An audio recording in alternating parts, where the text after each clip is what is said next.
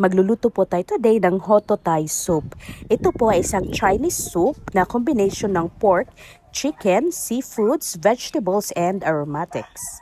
At ang ingredients ay 200 grams na chicken breast, 200 grams na balunan or chicken gizzard, 100 grams na chicken liver, 200 grams na pork, 500 grams na mussels or tahong, pre-cooked, 3 itlog, 1 cup ng tengang daga or shiitake mushrooms kung meron, 2 carrots, green onions, 1/2 na pechay bagyo, garlic, onions at luya, patis, salt and pepper to taste. Magpapakulo po tayo ng 1 pitsil na tubig or hugas bigas kung meron. At pagkakulo, ilalagay na po natin ang ating sibuyas, luya at bawang. Pakukuluin po ulit ito at ilagay na po natin ang ating balunan since matigas po ito, so dapat una po itong isalang. Isunod na po natin ang ating pork at maya-maya ay isunod na rin po natin ang ating chicken.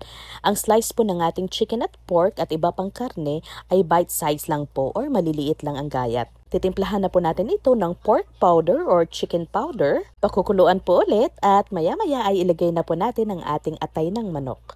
Pakukuluin po ulit natin at pagkakulo, ilalagay na po natin ang ating itlog. Pagkalagay po ng itlog ay haluin po natin ang sabaw para hindi po mamumuo ang ating itlog. Parang scrambled eggs lang po. Kung bago lang po kayo sa channel namin, pakiclick po ng subscribe button at pakipindot na rin po ng notification bell para updated po kayo agad pag meron po kaming bagong uploads ng masasarap na niluluto namin.